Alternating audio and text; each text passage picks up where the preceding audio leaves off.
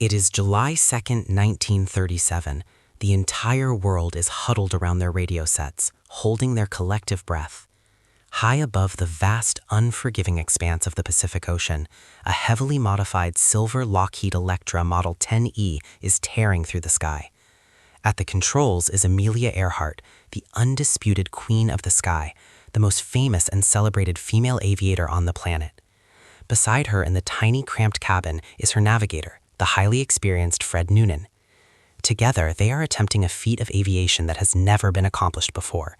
They are trying to fly a grueling 29,000-mile journey around the equator, effectively circumnavigating the globe at its widest point. But right now, in the blinding glare of the morning sun, something is going terribly, tragically wrong. Down below, the United States Coast Guard cutter Itasca is anchored off the coast of a tiny speck of land called Howland Island. Howland is just a sliver of coral, barely 2 miles long and a half-mile wide, sitting right in the middle of the Pacific Ocean. It is a needle in a watery haystack, and it is Earhart's next refueling stop. The radio men aboard the Itasca are sweating in the tropical heat, desperately trying to establish a two-way connection with the Electra, but the communication is completely broken. It is a one-way street. Earhart is broadcasting, her voice cutting through the heavy static of the early morning, but she cannot hear anything the Itasca is sending back. Her transmissions are becoming frantic. She reports that her fuel is running critically low. She reports that she's flying on a line searching for the island. And then, at exactly 8:43 in the morning, her voice crackles over the radio one final time. She says, "We are on the line 157337. We will repeat this message. We will repeat it on 6210 kilocycles. Wait, we are running on line north and south." And after those words, the radio falls utterly silent, just the endless, empty hiss of static. Amelia Earhart has simply vanished. Welcome to the podcast. Today, we are taking a deep dive into the absolute greatest aviation mystery of the 20th century. This is not just a story about a missing airplane. It is a story about human ambition, the relentless push of early aviation technology, and a mystery that has spawned countless expeditions, endless conspiracy theories, and 85 years of frantic searching. How does the most famous woman in the world, backed by the United States government and flying state-of-the-art equipment, just completely disappear without leaving a single verifiable trace? Was it a simple, tragic ditch into the ocean when the fuel ran out? Did she crash land on an uninhabited coral atoll and survive as a castaway, slowly dying of thirst while search planes flew right over her head? Or was she captured by the Japanese military, sparking an international cover-up that reaches the highest levels of government? Today, we are going completely down the rabbit hole. We are going to examine the exact technical specifications of her aircraft, the critical errors made in her radio setup, the agonizing minute-by-minute breakdown of her final flight, and the shocking modern discoveries that might finally, once and for all, solve the enduring enigma of Amelia Earhart. To truly understand the sheer magnitude of this disappearance, we have to look back at who Amelia Earhart was and why she was attempting this incredibly dangerous flight in the first place. Amelia Mary Earhart was born in Atchison, Kansas in 1897. She was always a rule breaker, a self-described tomboy who kept a scrapbook of women who were successful in male-dominated fields. Ironically, the very first time she saw an airplane, which was at the Iowa State Fair in 1907, she was completely unimpressed. She later described it as a thing of rusty wire and wood that looked not at all interesting. But that completely changed in 1920. While living in Long Beach, California, she attended an air show and took a 10-minute plane ride with a famous pilot named Frank Hawks. As soon as that plane left the ground, Earhart later said she knew she had to fly. She worked odd jobs, driving a sand and gravel truck, working as a photographer, just to save up the $1,000 she needed for flying lessons with pioneer female aviator Nita Snuck. By 1921, she bought her first plane, a bright yellow Kinner Airster that she nicknamed the Canary, and promptly set a world altitude record for female pilots by flying it to 14,000 feet. But her real rise to global superstardom started in 1928. A wealthy American named Amy Phipps Guest had purchased a Fokker F-7 aircraft and wanted to be the first woman to fly across the Atlantic. But after realizing how incredibly dangerous it was, she backed out and sponsored the flight instead, asking her team to find the right sort of girl to take her place. That team included a powerful book publisher and publicist named George Palmer Putnam. They chose Amelia Earhart. Now, on that 1928 flight, Earhart didn't actually pilot the plane. Wilmer Stoltz was the pilot, and Earhart was essentially just a passenger who kept the flight log. She famously remarked that she felt like a sack of potatoes, adding, "Maybe someday I'll try it alone." And that is exactly what she did. In 1932, exactly 5 years after Charles Lindbergh's historic solo flight, Amelia Earhart climbed into a single-engine Lockheed Vega 5B and flew solo across the Atlantic. She fought through terrible weather, ice building up on the wings and a leaking exhaust manifold, eventually landing in a farmer's pasture in Colmore, Northern Ireland. Overnight, she went from a famous aviator to an absolute global icon. She was awarded the Distinguished Flying Cross by Congress, the Cross of Knight of the Legion of Honor by the French government, and the Gold Medal of the National Geographic Society from President Herbert Hoover. By the mid-1930s, Earhart and George Putnam were married, and they were essentially the ultimate power couple of the era. Putnam was a master of public relations. He heavily marketed Earhart's image, setting up a line of Earhart-branded clothing, luggage, and even a completely distinct brand of lightweight traveling suits. She was a massive commercial brand. But Earhart was an aviator first, and she was always looking for the next big challenge. She told Putnam that she had one more major flight left in her system. She wanted to be the first woman to fly around the world. And not just the standard route in the Northern Hemisphere, which was shorter, she wanted to follow a grueling equatorial route, which was vastly longer and much more dangerous. To do this, she needed a very special airplane. With financial backing heavily supported by Purdue University, where she was a visiting faculty member, Earhart purchased a Lockheed Electra Model 10E. This was a state-of-the-art twin-engine all-metal monoplane. It was highly modified for this specific journey. The standard passenger seats were completely ripped out and replaced with massive, heavy auxiliary fuel tanks, giving the plane a total fuel capacity of 1,150 gallons. This extended the plane's range to roughly 4,000 miles. It was essentially a flying gas station. But an airplane is only as good as the people operating it. And for a flight this mathematically complex, Earhart needed a master navigator. She initially went through a few candidates before finally settling on Fred Noonan. Noonan was an absolute legend in the world of aerial navigation. He had previously worked for Pan American World Airways, where he had personally mapped out many of their commercial routes across the Pacific Ocean. Noonan was an expert at celestial navigation, meaning he could guide an aircraft over thousands of miles of completely featureless ocean just by taking sightings of the stars with his octant.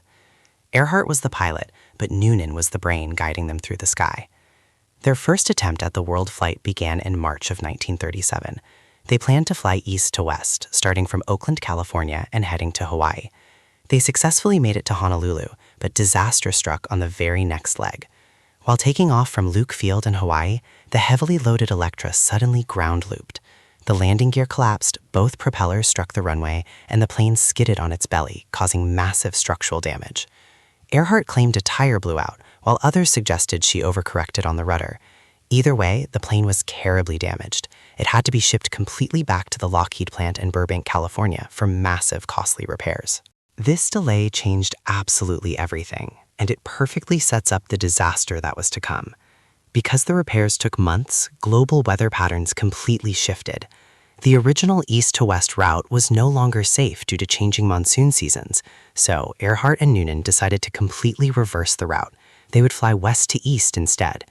This meant they would start by crossing the United States, fly down to South America, cross the Atlantic to Africa, cut across India and Southeast Asia, and finally tackle the massive, terrifying expanse of the Pacific Ocean at the very end of the journey, when they would be incredibly exhausted. They finally departed Miami on June 1st, 1937. For weeks, the flight went incredibly well. They made stops in Puerto Rico, Brazil, Senegal, Mali, Pakistan, India, Myanmar, Thailand, Singapore, and Indonesia. By June 29th, they landed in Lae, New Guinea. They had successfully completed 22,000 miles of the journey. They were absolute heroes. The entire world was tracking their progress in the daily newspapers. They only had 7,000 miles left to go. But those final 7,000 miles were over the open Pacific Ocean, and the very next leg of the journey was the absolute longest, most dangerous, and most mathematically unforgiving part of the entire trip. They had to fly from Lae, New Guinea, directly to Howland Island. Let's talk about Howland Island, because it is the absolute crux of this entire mystery. Howland Island is essentially a flat, featureless piece of coral sitting barely 20 feet above sea level. It is tiny, 2 miles long, half a mile wide. Trying to find it from the air after flying for 20 hours over open ocean using only dead reckoning and celestial navigation is like trying to hit a bullseye with a dart from 5 miles away while blindfolded. To help them find this tiny speck of land, the United States government dispatched the Coast Guard cutter Itasca to wait at Howland Island. The Itasca was supposed to act as a radio beacon. They would transmit a steady signal, and Earhart would use a piece of equipment called a radio direction finder, or RDF, to hone in on the signal and fly straight to the ship. It sounded completely foolproof on paper, but behind the scenes, a cascading series of technological failures, miscommunications, and fatal assumptions were quietly stacking up, creating the perfect recipe for an absolute catastrophe. The fatal mistakes began before the wheels even left the runway in Lae, New Guinea. Earhart's radio equipment was a total mess. The Electra was equipped with a Western Electric Model 13C transmitter and a 20B receiver. This was good equipment, but Earhart was not a highly trained radio operator, and she often found the complex frequency adjustments completely frustrating.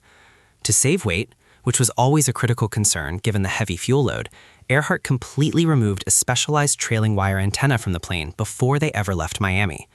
This trailing wire was specifically designed to transmit on the 500 kilocycle marine frequency. 500 kilocycles was the exact universal frequency that ships like the Itasca used for emergency tracking and direction finding. By leaving that antenna behind, Earhart essentially crippled her own ability to use the standard marine direction finding network. She also removed her Morse code key, meaning she could only communicate using voice radio, which had a drastically shorter range and was much more susceptible to static interference.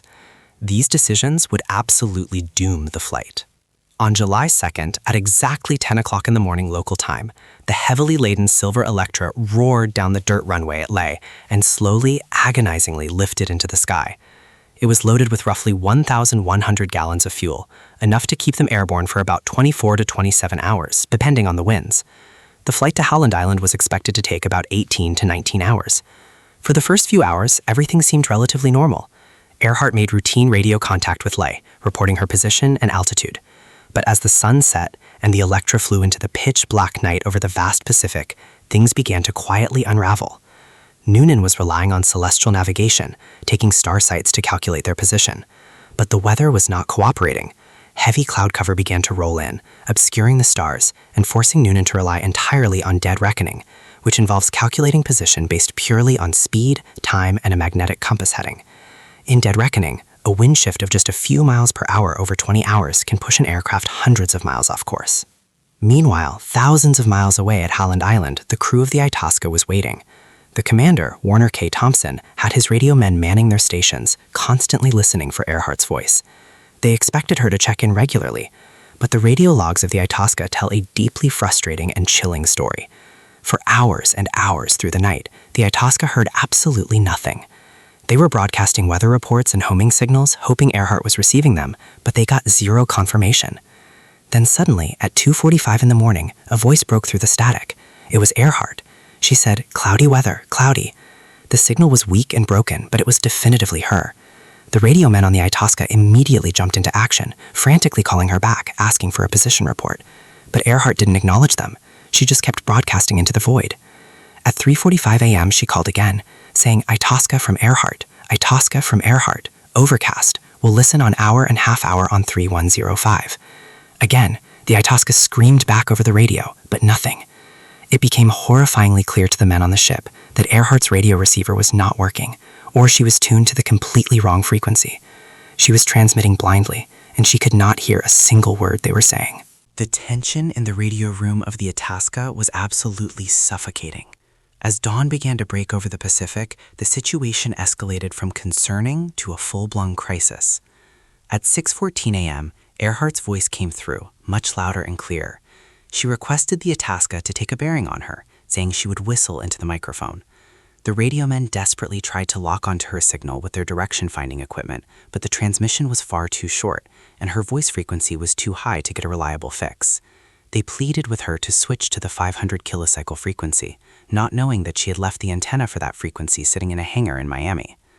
At 7:42 a.m., Earhart's voice crackled over the radio again, and this time the sheer panic in her voice was unmistakable. She said, "We must be on you, but cannot see you, but gas is running low. Have been unable to reach you by radio. We are flying at 1,000 feet. The men on the Itasca stepped out onto the deck, scanning the bright blue morning sky, desperately looking for a silver speck. They cranked up the boilers, sending massive plumes of thick black smoke into the sky, hoping to create a visual marker she could see from miles away. But the sky remained totally empty. Then came the final, most baffling, and most intensely debated radio transmission in the history of aviation. At 8:43 a.m., Earhart called in one last time. The signal was incredibly strong, meaning she had to be within a few dozen miles of the ship. She said, "We are on the line 157337. We will repeat this message. We will repeat this on 6210 kilocycles. Wait, we are running on line north and south." Those were the exact last words anyone ever heard from Amelia Earhart. Let's completely break down what that final message actually means. The line 157337 refers to a line of position, or LOP, that Noonan would have calculated using the rising sun. Essentially, they knew they were on a line that passed through Howland Island, running north to northwest and south to southeast. They were flying back and forth along that exact line, frantically looking out the windows, hoping to spot the tiny island. But what they didn't know was that standard maps of the era actually had the exact coordinates of Howland Island plotted slightly wrong. It was off by about 5 nautical miles. In the massive expanse of the Pacific, 5 miles is everything. As Earhart flew up and down that line of position, burning the very last drops of her aviation fuel, the engines eventually began to sputter. First the right engine, then the left. And then gravity took over. The immediate aftermath of that final radio silence was an absolute explosion of panic. Commander Thompson of the Itasca realized immediately that the Electra had gone down. Within hours, he contacted his superiors, and word reached the White House. President Franklin D. Roosevelt, who was a personal friend of Earhart, ordered the most massive and expensive naval search in the history of the United States. It was an unprecedented mobilization of military power. The U.S. Navy deployed the massive aircraft carrier USS Lexington, the battleship USS Colorado, and dozens of destroyers and Coast Guard vessels. They scoured the ocean surface, launching literally dozens of search planes that flew in massive grid patterns. For 16 grueling days, they combed over 150,000 square miles of empty ocean. The search cost the United States government roughly $4 million, which was a staggering, astronomical sum of money during the Great Depression. But despite the massive effort, the military found absolutely nothing. Not a seat cushion, not a drop of oil, not a single piece of floating wreckage. On July 18, 1937, the official search was completely abandoned. The United States government officially concluded that Amelia Earhart and Fred Noonan had run out of fuel, crashed into the deep ocean, sank immediately, and died at sea. But for millions of people around the world, the crash and sink theory was simply not good enough. Earhart was too smart, too resourceful, and too legendary to just vanish without a trace.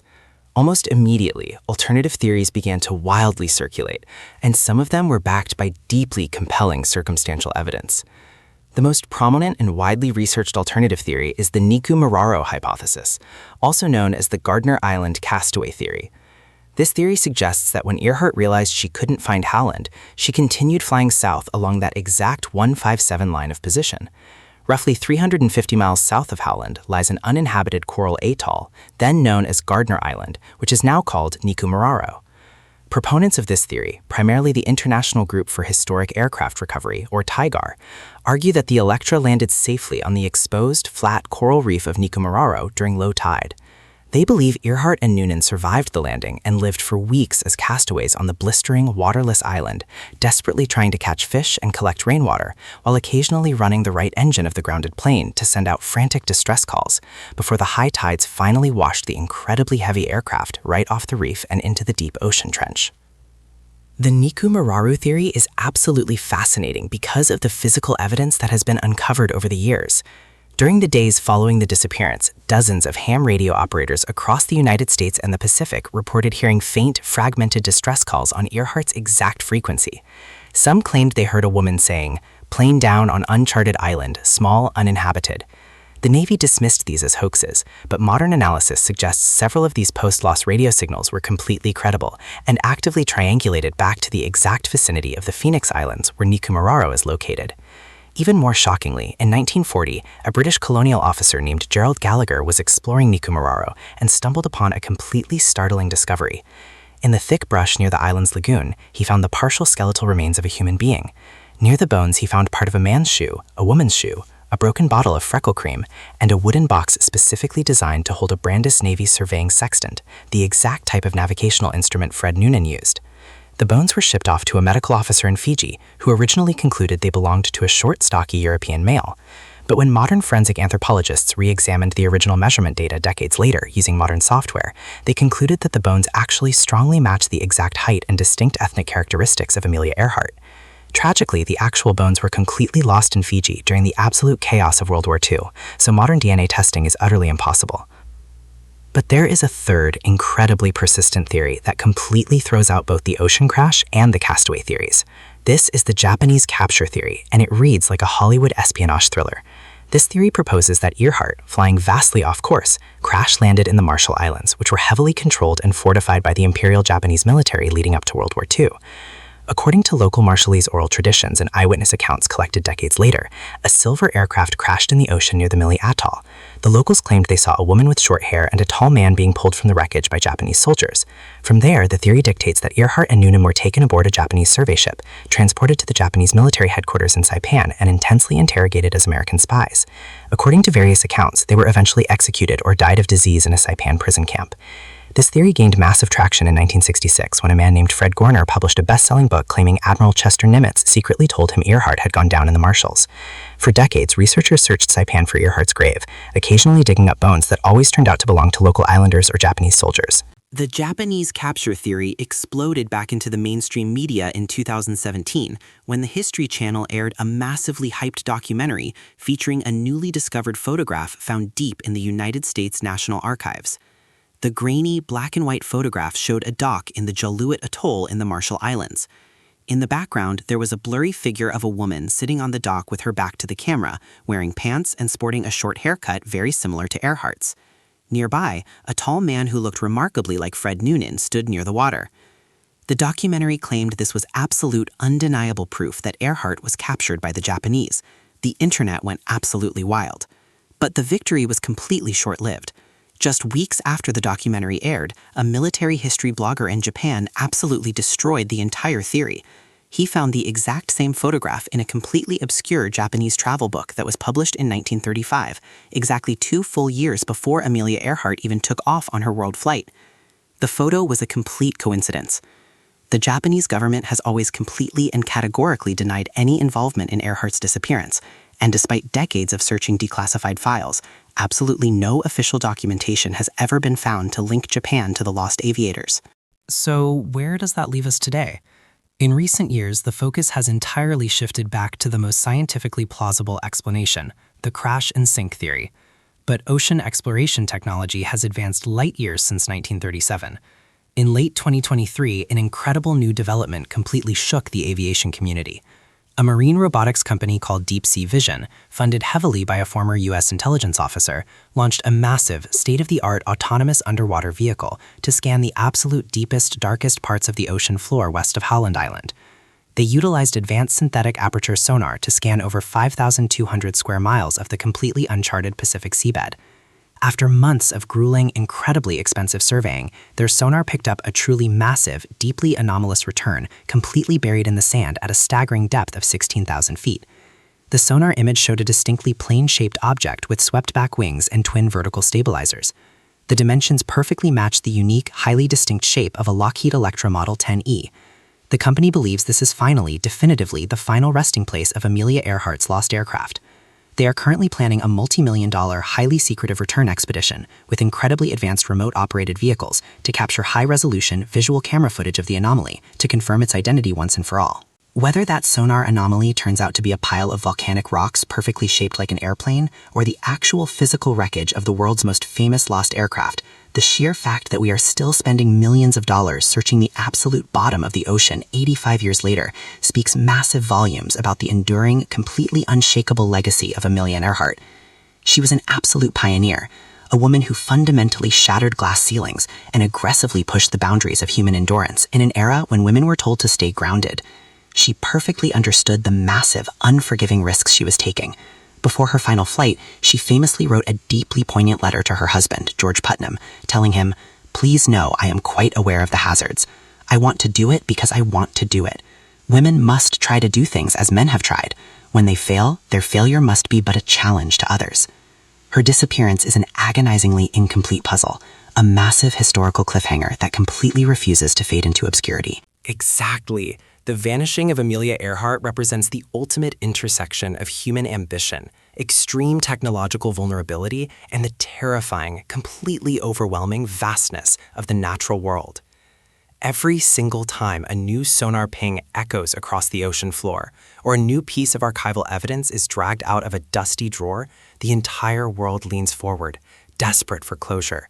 We want to solve the unsolvable. We want to bring the Queen of the Sky home. But until that definitive piece of aluminum is finally pulled from the cold, dark depths of the Pacific, or until unquestionable proof is discovered buried on a forgotten coral atoll, Amelia Earhart will forever remain exactly where she left us, on that static-filled morning in July 1937, suspended endlessly in the sky, flying bravely toward the horizon, an eternal symbol of absolute courage and the restless, unending human desire to explore the unknown. Thank you for listening to this deep dive into history's greatest aviation mystery.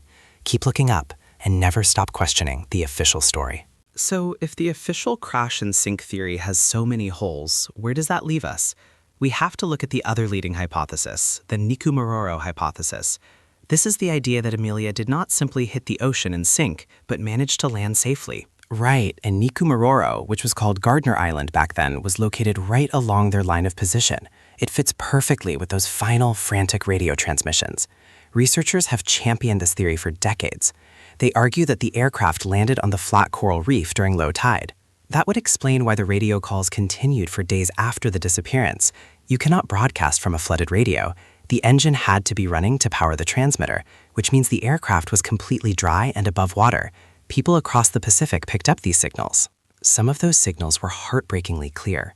A teenager in Florida reported hearing a desperate woman claiming she was Amelia, saying water was rising into the cabin. A housewife heard someone pleading for help, stating the navigator was badly injured. Modern analysis suggests several were genuine and credible. If they were on that reef, the situation would have been a ticking clock. The tides in that region are brutal. Every high tide would have battered the plane, eventually dragging it off the edge into the abyssal depths. That explains why Navy planes saw nothing that week. But they did see something. The Navy pilots noted signs of recent habitation. They reported seeing clearings in what looked like an improvised shelter, but they incorrectly assumed it was just debris from native fishermen. They never sent a landing party to check the island, a massive oversight. And then there are the physical clues left behind. Over the years, expeditions have uncovered fascinating artifacts on Niku. They found parts of a shoe matching the style Amelia wore, a piece of plexiglass consistent with her window, and a small jar of freckle cream she used regularly. The most compelling evidence might be the bones. In 1940, a British colonial officer found a partial human skeleton on the island, along with a sextant box. The bones were analyzed by a doctor who concluded they belonged to a stocky male, seemingly ruling out our pilot. However, using the original precise measurements, modern forensic anthropologists reevaluated the data.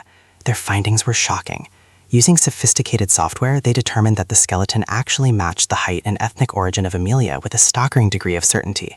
It paints a grim picture of a stranded castaway. It is a terrifying thought.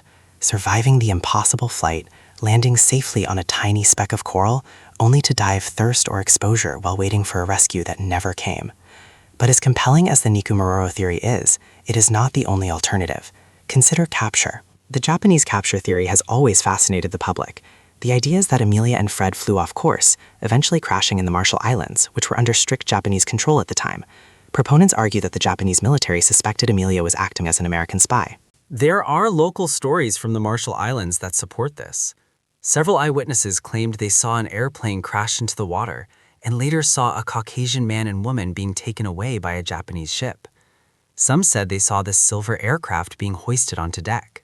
It sounds like a Hollywood spy thriller, but we have to remember the geopolitical climate of 1937. The world was on the brink of war. Japan was heavily fortifying its Pacific islands and hiding those military operations from the rest of the world. They were paranoid. If an American plane, especially one flown by someone as famous as Earhart, suddenly dropped from the sky into their secret territory, they would assume it was a reconnaissance mission.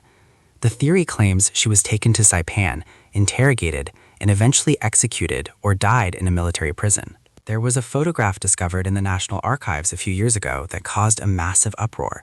It showed a dock in the Marshall Islands with a ship towing a barge. On the dock, there appeared to be a woman with short hair facing away from the camera.